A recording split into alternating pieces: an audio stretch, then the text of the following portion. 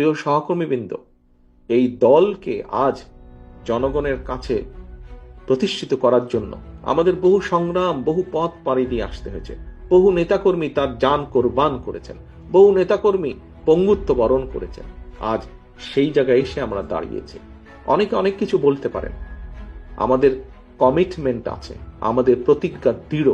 Limitation থাকতে পারে, একজন মানুষ একটা নিয়ত থাকতেই পারে, কিন্তু বিভিন্ন কারণে হয়তো সে 100% সফল নাও হতে পারে, কিন্তু আমাদের নিয়ত পরিষ্কার। আমরা যা বলেছি আমরা তাই করব ইনশাল্লাহ।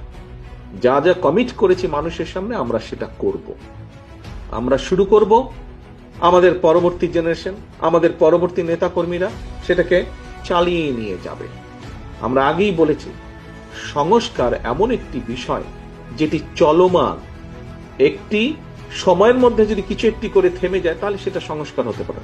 সংস্কার একটি চলমান প্রক্রিয়া। আমরা শুরু করব, যারা নেতৃবৃন্দ আছেন এখন তারা শুরু করবেন ইনশাল্লাহ, জনগণের সমর্থন নিয়ে, জনগণের রায় নিয়ে। এটিকে আমরা চালিয়ে নিয়ে যাব।